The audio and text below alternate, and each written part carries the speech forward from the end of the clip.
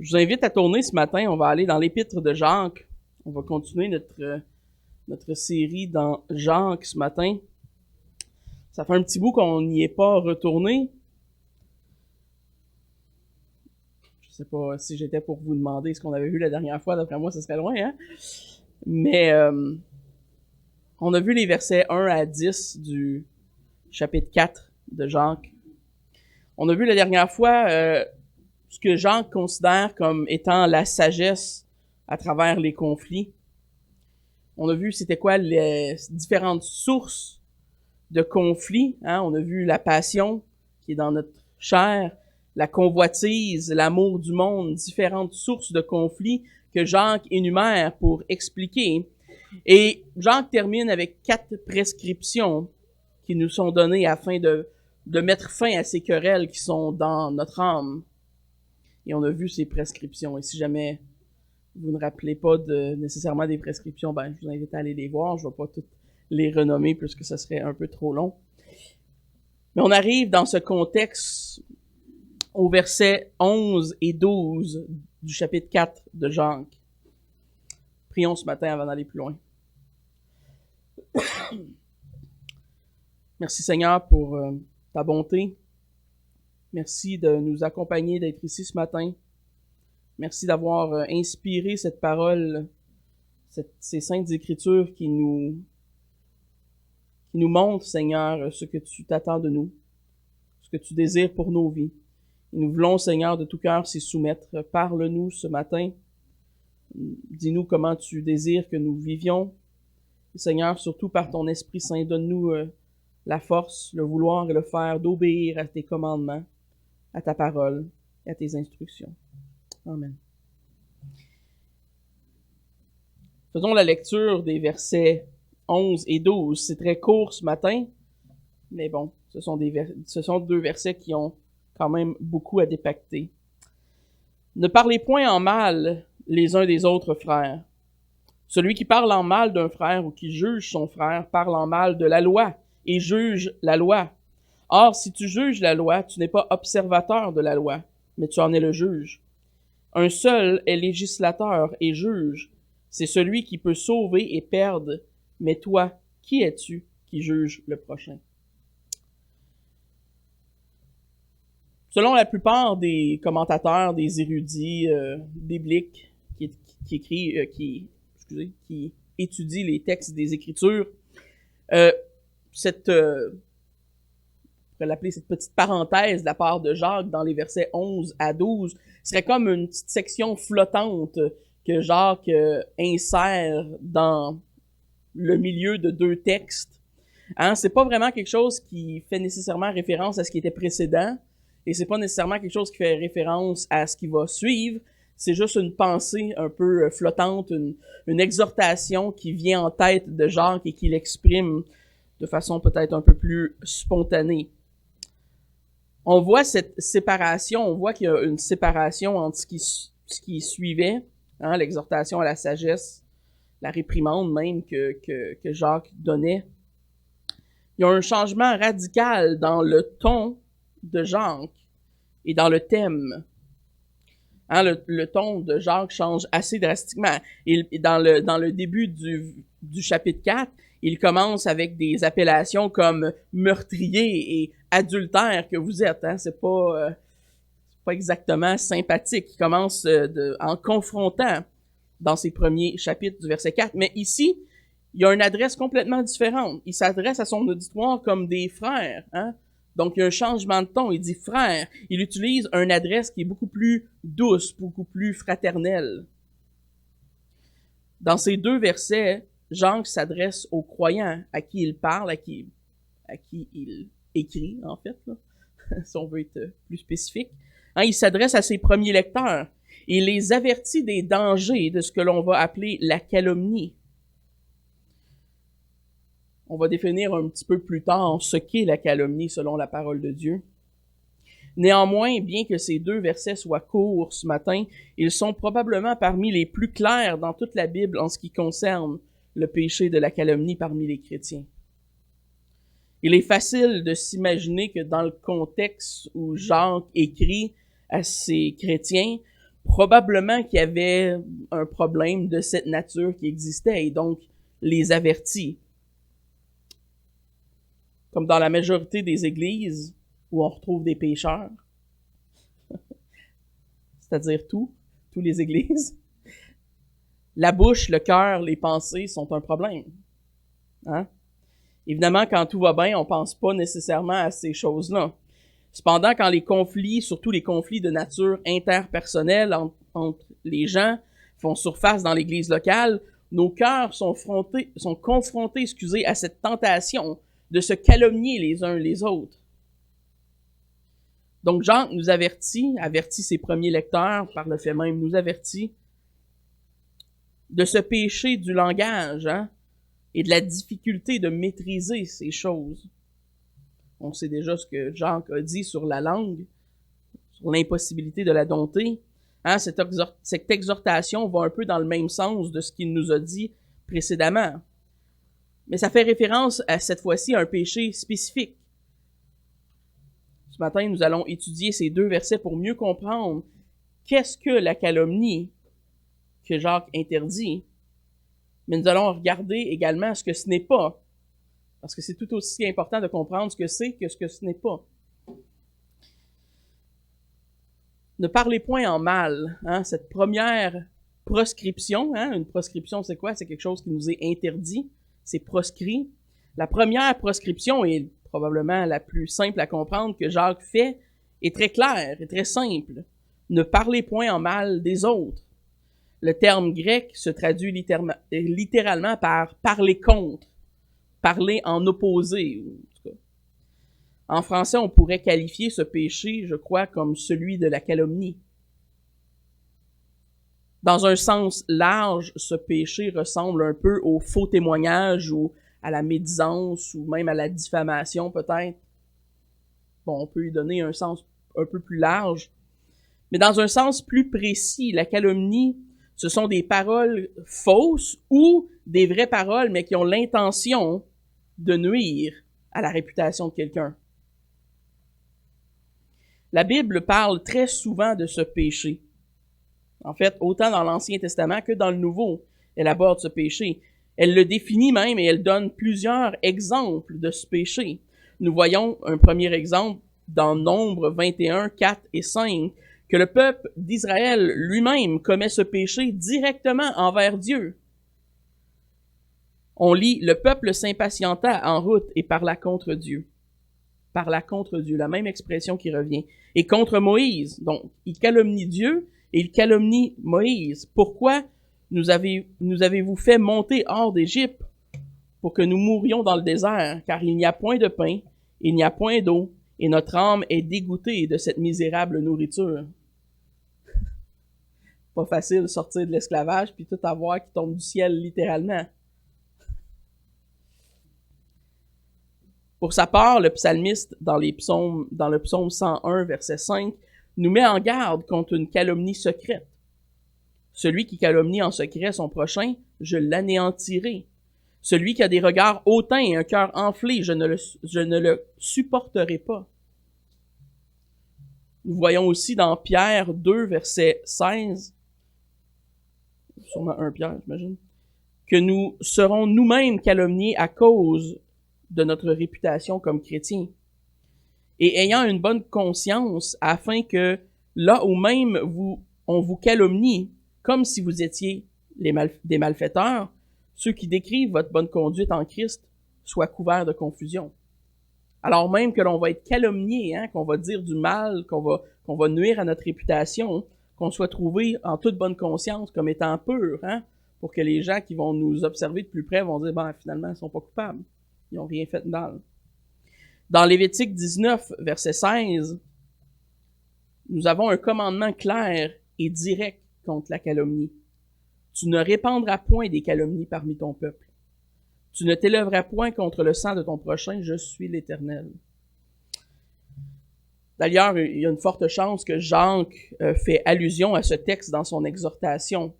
En tout cas, il l'a certainement en arrière-pensée quand il donne l'exhortation lui-même dans sa lettre. autant dans l'Ancien Testament, parmi le peuple israélite, que dans le Nouveau Testament, parmi l'Église moderne aujourd'hui, la calomnie est un problème qui est à prendre au sérieux. Une des raisons pour laquelle la calomnie est dangereuse, est aussi dangereuse pour l'Église, c'est qu'elle détruit l'unité de l'Église.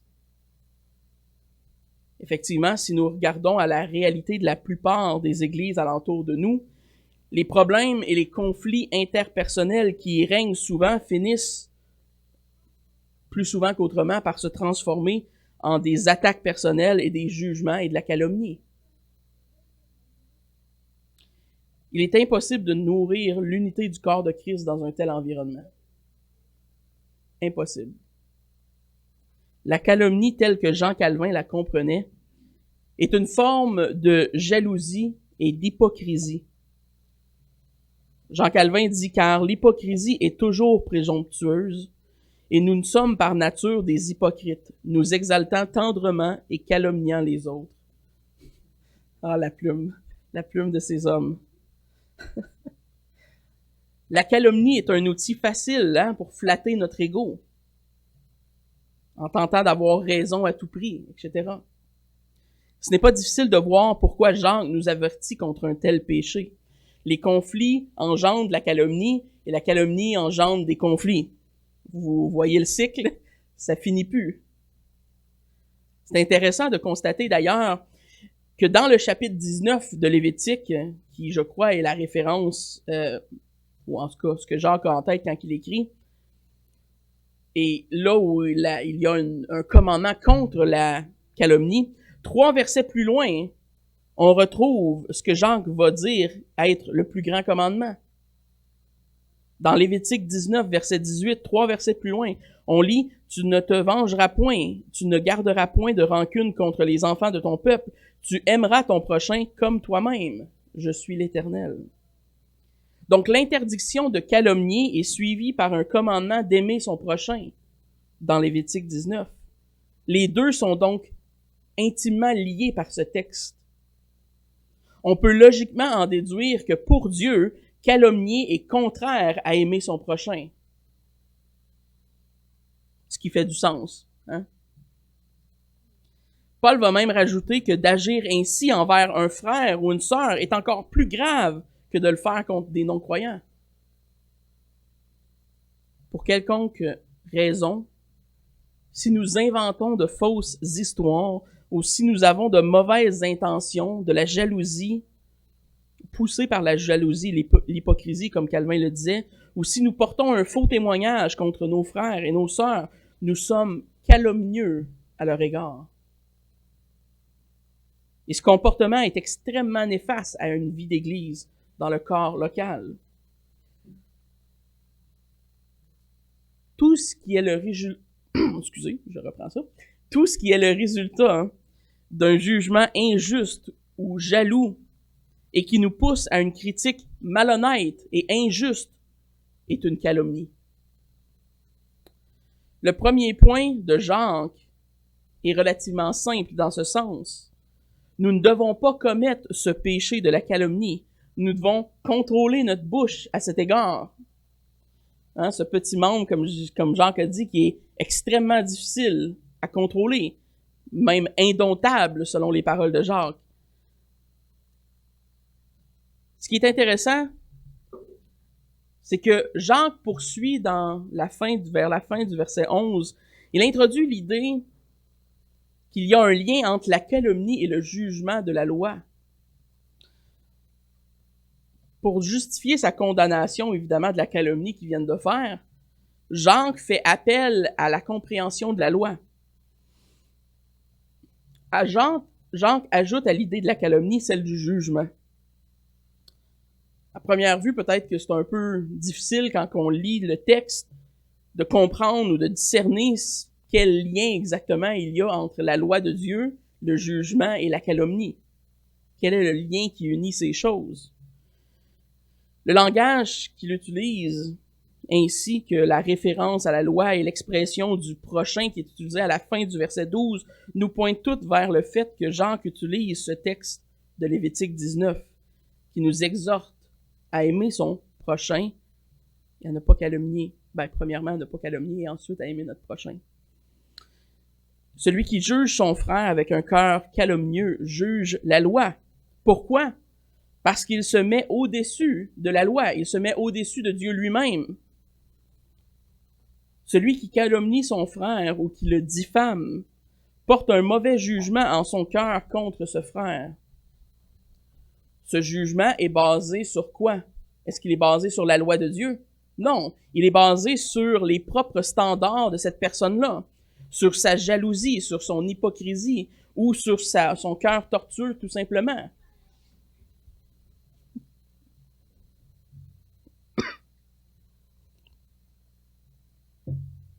Essentiellement, cette personne remplace les standards de Dieu par les siens. Il dit, mes standards sont plus importants que ceux de Dieu.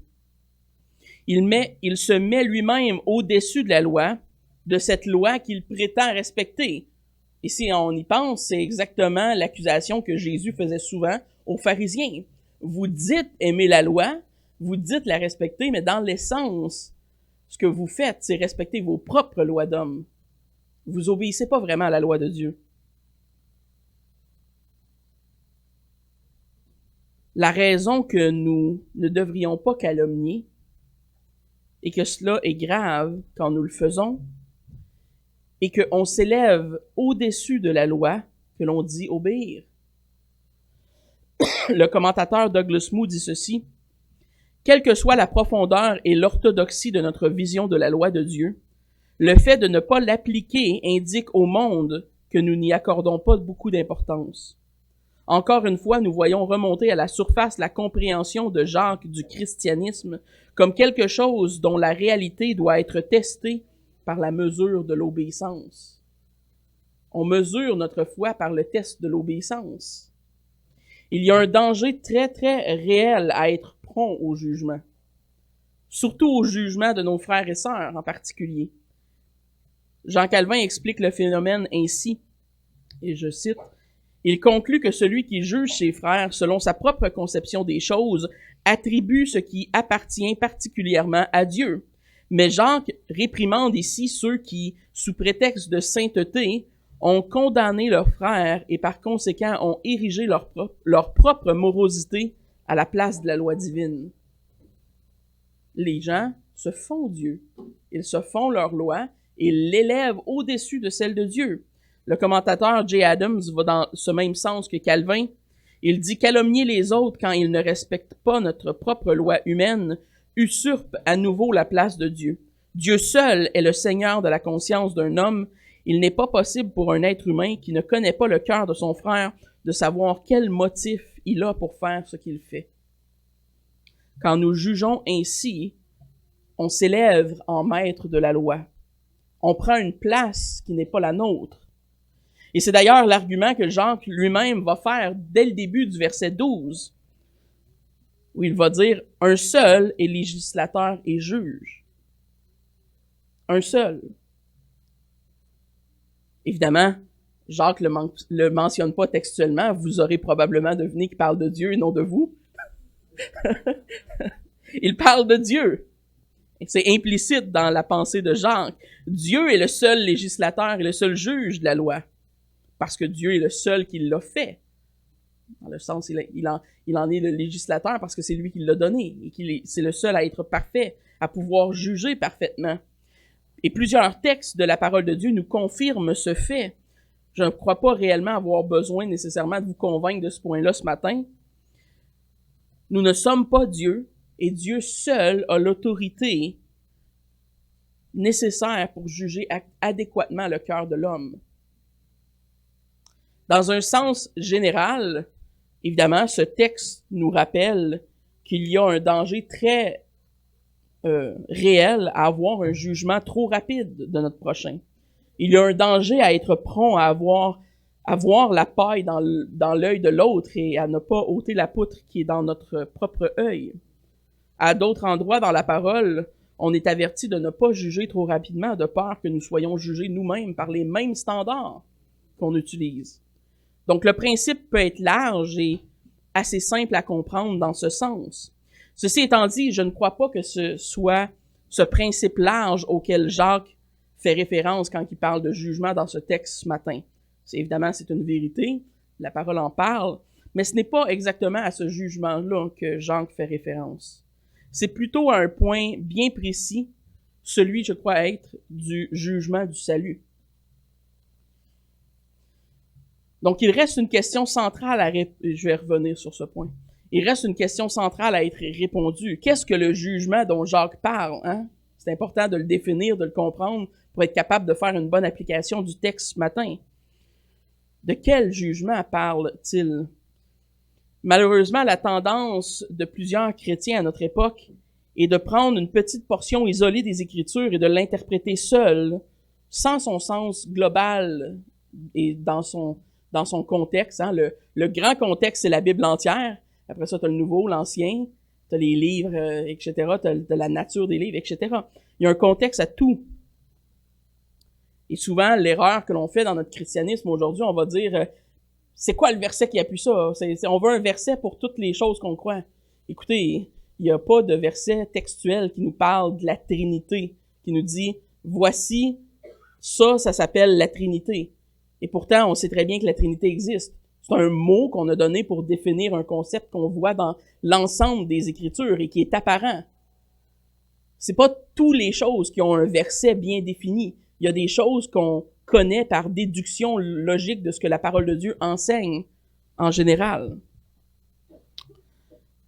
Le danger est de faire une application trop large de ce texte de Jacques ce matin qui parle du jugement et de promouvoir une espèce de christianisme bonbon dans lequel personne ne peut jamais nous reprendre ou nous exhorter.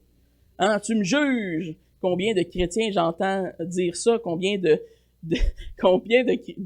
chrétiens ou de gens se font tatouer des trucs comme « seul Dieu peut me juger ». Oui, le problème, c'est qu'il va le faire. Et en plus, c'est pas nécessairement vrai, comme je vais l'expliquer. Ce n'est pas du tout ce que ce texte enseigne selon moi. Si c'était le cas, ça irait à l'encontre de plusieurs autres textes dans les Écritures.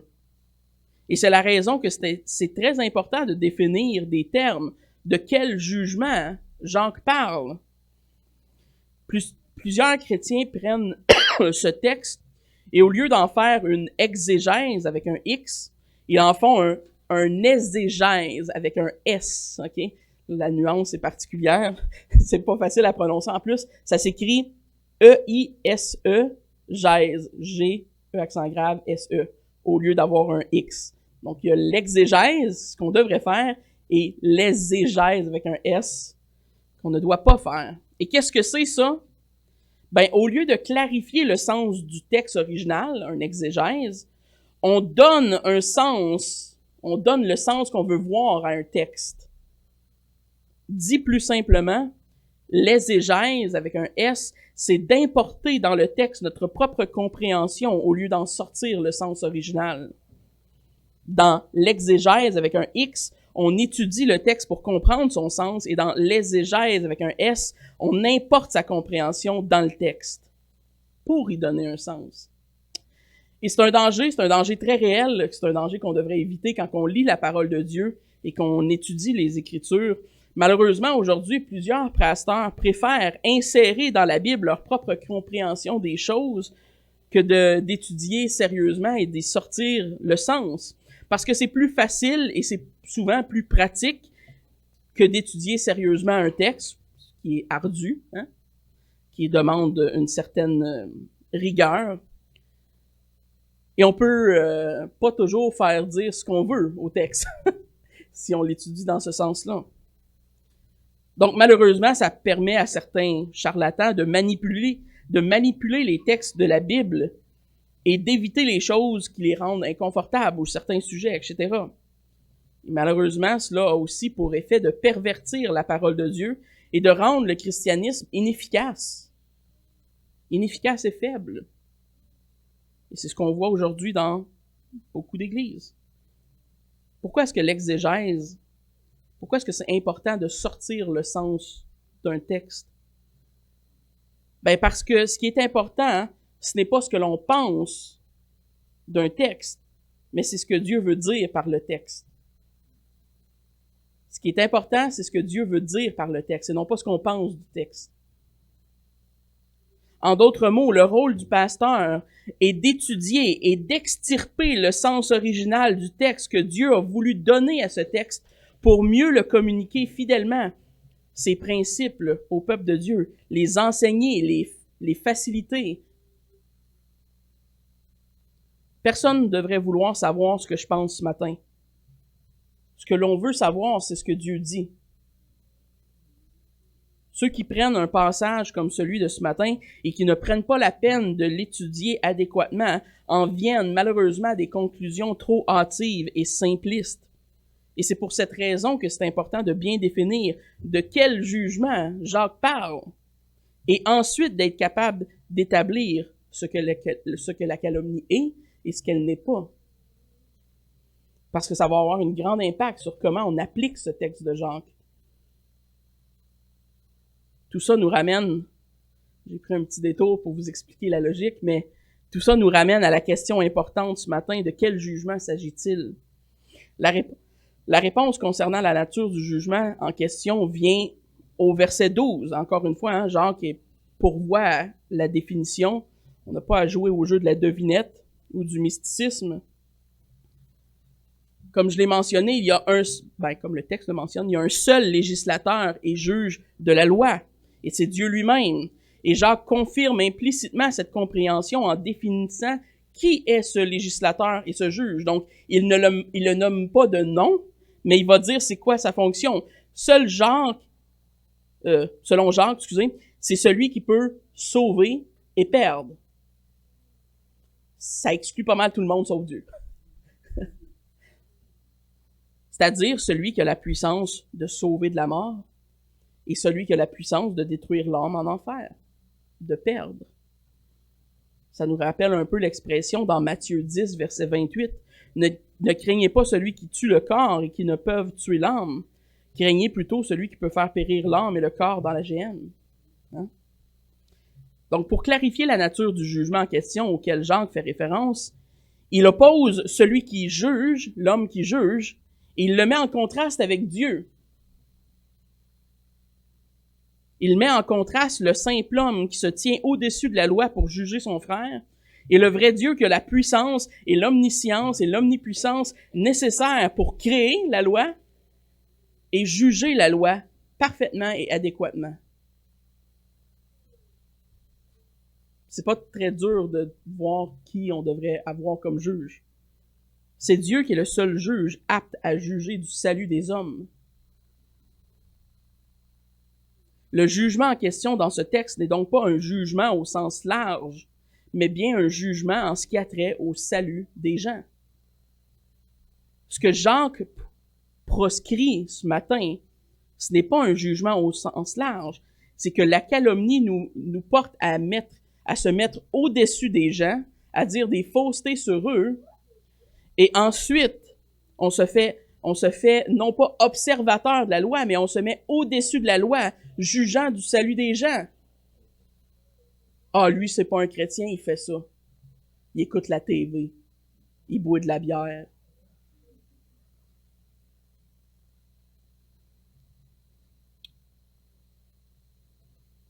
Cette compréhension du texte et du jugement en question s'aligne parfaitement avec le reste des Écritures. Un seul est législateur et juge, c'est celui qui peut sauver et perdre.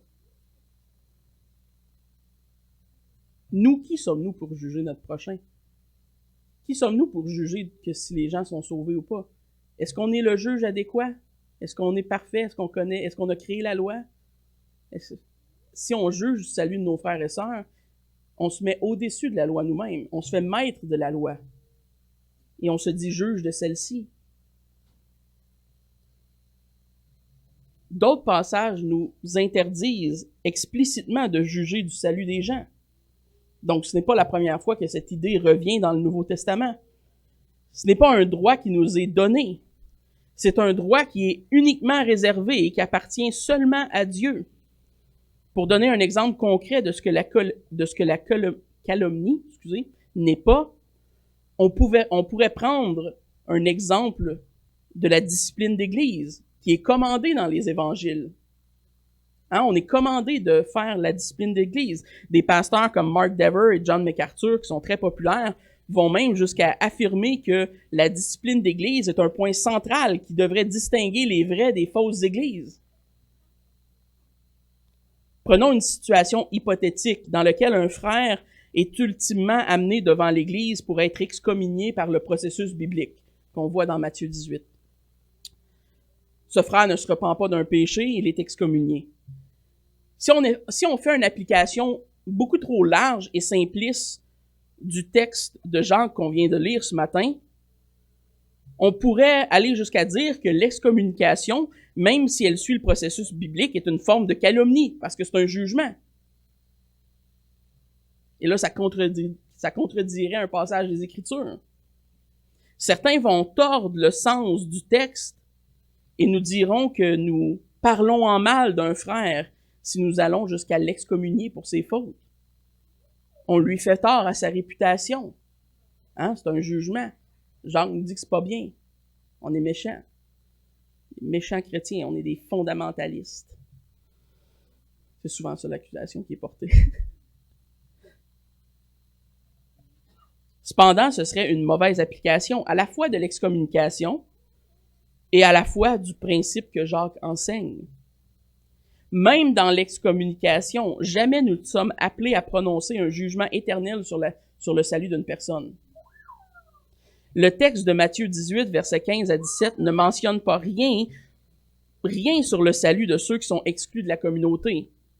Si ton frère a péché, va, reprends-le, toi et lui seul. S'il t'écoute, tu as gagné ton frère, mais s'il ne t'écoute pas, prends avec toi un ou deux témoins, un ou deux personnes, afin que toute l'affaire se règle sur la déclaration de 2 ou de 3 témoins. S'il refuse de les écouter, dis-le à l'Église, et s'il refuse ainsi d'écouter l'Église, qu'il soit pour toi comme un païen et un publicain. Comme. Ce que nous jugeons, ce sont les fruits que nous voyons dans la vie des gens. À cause que les fruits pointent vers une rébellion, nous traitons les gens comme des païens. L'excommunication, c'est-à-dire d'exclure du milieu de l'assemblée un pécheur non repentant, c'est l'exercice de reconnaître le fruit à ses arbres. Ce n'est pas un jugement qui est prononcé sur le salut éternel d'une personne, mais bien sur le fruit visible qu'il y a dans la vie de cette personne. L'Église n'est pas en train de déclarer que quelqu'un n'est pas sauvé. L'Église déclare que pour le moment, au meilleur de sa connaissance, la personne se comporte comme un païen et ne peut pas faire la différence entre elle et un païen. Donc la traite comme un païen. Elle va l'évangéliser, l'aimer, lui annoncer le message du salut, etc.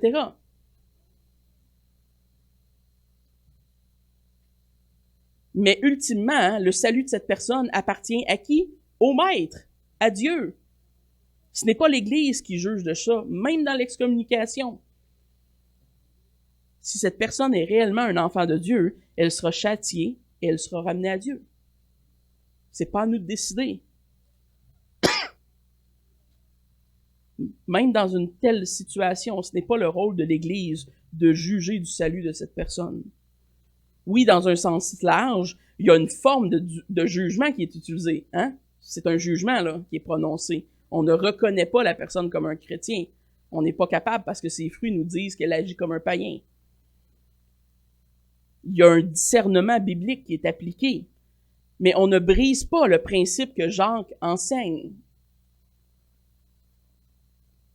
D'appliquer la loi de Dieu telle qu'elle nous est révélée, ou d'appliquer l'excommunication dans l'Église telle qu'elle nous est dite et commandée, ce n'est pas une forme de jugement interdit par Jacques ici quand il parle de calomnie.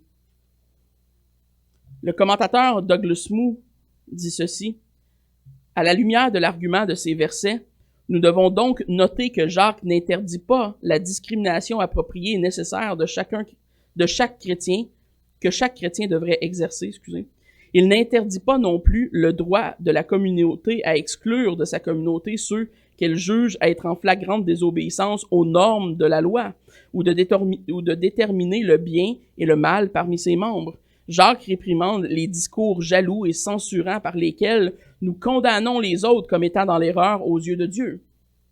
Hein, ce qui est condamné ici par Jacques ce matin, c'est le fait qu'on calomnie, qu'on dise des faussetés de des frères par intention jalouse ou hypocrite ou quoi que ce soit, et qu'on se fait au-dessus de la loi, qu'on juge de leur salut en faisant ça. Ah, telle personne est pas correcte, elle a tel péché, et là, tu vas en parler à ton ami à côté de toi, tu vu, telle personne fait telle chose. Ah, elle doit pas être chrétienne.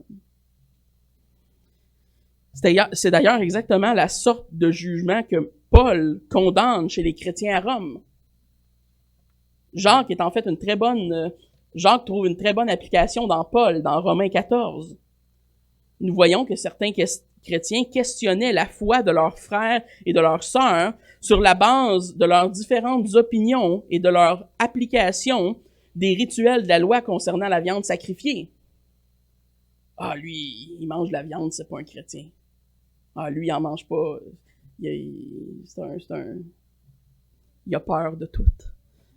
Pour donner un exemple contemporain, c'est un peu l'équivalent de ceux qui, aujourd'hui, pourraient questionner la foi de leurs frères et sœurs basé sur un principe comme est-ce qu'il est vacciné ou il n'est pas vacciné.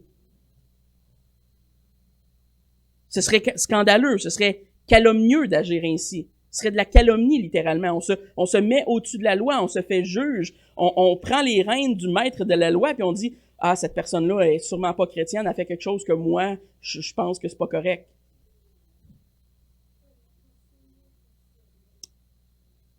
C'est pas la loi de Dieu qui dit qu'elle n'est pas correcte, c'est la loi de Michael à ce moment-là.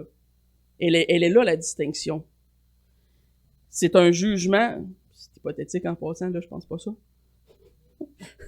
C'est un jugement du salut d'un frère sur la base d'un standard qui n'est pas celle de Dieu.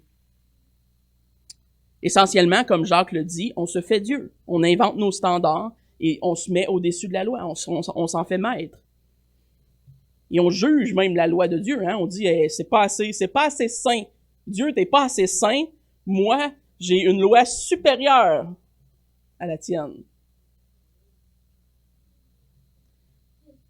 Je n'ai pas vraiment le temps de plonger en profondeur ce matin dans le texte de Romains 14, mais c'est très intéressant. Allez lire les versets 1 à 13 qui nous donnent un très bon exemple du type de jugement que Jacques condamne chez les chrétiens ce matin. Le bout central dans Romains 14 pourrait être celui des versets 3 et 4 qui nous dit que celui qui mange ne méprise point celui qui ne mange pas, et que celui qui ne mange pas ne juge point celui qui mange, car Dieu l'a accueilli. Qui es-tu, toi, qui juges un serviteur d'autrui? S'il se tient debout ou s'il tombe, cela regarde son maître. Mais s'il se tiendra debout, car le Seigneur a le pouvoir de l'affermir. Clairement, le problème de Paul est le même problème que Jacques avait dans son épître, dans sa lettre. Tous les deux ont en horreur le jugement du salut des autres basé sur des principes, sur des standards qui ne sont pas bons, qui ne sont pas ceux de Dieu. Paul dit de ne pas juger, celui qui mange. Pourquoi? Premièrement, parce qu'il dit Dieu l'a accueilli. Mais aussi, il dit qu'il se tienne debout ou qu'il tombe, ça regarde son maître. C'est-tu toi son maître? Es-tu le sauveur de son âme? Le juge de la loi? On n'est pas le maître de nos frères et sœurs. Hein, je sais que parfois, il y a des Germains et des Germaines parmi nous, mais en ce qui a trait au salut des gens, c'est pas bien. C'est pas bon. Par le fait même, le jugement de leur salut ne nous concerne pas. Alors oui, comme M. Moule l'a observé dans ma dernière citation, ce texte n'est pas une interdiction au discernement chrétien ou à toute forme de jugement. Un jugement qui est basé sur la loi de Dieu ne peut pas être mauvais. Nous sommes d'ailleurs encouragés dans plusieurs reprises à utiliser un tel jugement, un tel discernement dans notre conduite les uns envers les autres. Le point important ici ce matin, rappelons-nous que nous ne sommes pas le maître de notre prochain et que nous ne devons pas juger du salut des gens, que ce jugement appartient uniquement à Dieu. Nous pouvons reconnaître l'arbre à ses fruits, Mais la destination éternelle appartient à celui qui juge parfaitement. Gardez-vous des restreintes en ce qui concerne le salut des gens. Gardez-vous une forte restreinte. Surtout des chrétiens. Et c'est pourquoi j'aime pas utiliser le mot hérésie et le lancer à toutes les sauces. Quand on dit que quelqu'un est un hérétique, on est en train de dire qu'il n'est pas chrétien. On peut le dire dans certains cas, mais on doit faire attention à ce qu'on dit. Ça a un poids. On peut être en désaccord avec des enseignants, on peut être en désaccord avec des choses qu'ils enseignent, on peut même condamner des fausses doctrines et s'opposer à des docteurs qui n'enseignent pas la bonne chose. Mais ne tombons pas dans le panneau de se faire Dieu et de juger du salut de ces gens. Ce qui est malheureusement notre tendance naturelle à vouloir dire « Ah, il croit ça ou il fait ci, c'est pas un chrétien. Ça doit pas être un chrétien. » Laissez ça au maître. Laissez ça à Dieu. Dieu s'en occupe. Réservons les termes sévères pour ceux qui le méritent. Réservons le jugement selon les standards de Dieu pour être sûr de ne pas se tromper. N'inventons pas notre propre loi et gardons-nous de juger du salut des hommes. En conclusion, ce matin, je vais terminer. Aimer son prochain, c'est en partie de ne pas le calomnier. Il y a plus que ça à aimer son prochain, mais c'est en partie de ne pas le calomnier et de ne pas porter un faux jugement sur son salut. On est malheureusement trop rapide à calomnier les gens, à les diffamer ou à les médire contre eux. La langue est indomptable, selon Jacques. Ceux qui agissent au sein de l'Église comme faisant ces actions propagent un venin toxique et enveniment l'unité de l'Église locale. Et Jacques nous avertit ce matin de se garder de ce venin toxique, de ne pas le laisser rentrer dans nos cœurs et dans l'Église. Un amour sincère pour nos frères et sœurs se reflète par une attitude d'humilité, premièrement. Si nous voyons un péché sur un frère, au lieu de médire ou de diffamer à son égard, dans son dos, allez voir ce frère pour le gagner. C'est ce que la parole nous demande de faire. Si nous envions avec jalousie un frère ou une sœur, demandons pardon plutôt que de continuer dans notre jalousie. Nous ne calomnions pas, nous n'inventons pas de fausses histoires et nous ne portons pas préjudice à notre prochain avec l'intention de lui nuire si nous l'aimons. Ceux qui agissent ainsi démontrent qu'ils n'aiment pas leur prochain, comme Lévitique 19 l'enseigne. Ils propagent un venin dangereux dans l'Église qui est propice à détruire des églises très rapidement. Comme l'exhortation de Paul aux Romains nous le rappelle, il est possible d'avoir des opinions différentes sans se calomnier. Que ceux qui sont forts supportent les faibles, mais ne tombons pas dans le panneau de l'ennemi de se calomnier les uns les autres et de se pitcher des accusations. Soyons humbles et doux comme notre serviteur, notre sauveur, notre Seigneur, Jésus-Christ. Prions. Merci Seigneur pour cette parole ce matin, cette exhortation qui nous rappelle à quel point nous sommes rapides à juger les uns et les autres. Garde-nous dans nos cœurs de ne pas porter de tels jugements, parce que toi seul es le maître du salut. Toi seul décides qui peut être sauvé et qui peut être perdu. Toi seul as la puissance de juger adéquatement, Seigneur, ces choses qui sont cachées, qui sont dans le cœur des hommes. Qui d'autre que toi peut voir l'esprit humain? Merci pour ton Esprit Saint qui nous convainc et qui nous permet, Seigneur, de vivre dans la sanctification jour après jour. Pardonne nos fautes, pardonne nos péchés. Et merci, Seigneur, d'accepter notre repentance et de nous recevoir dans ta présence sainte. Amen.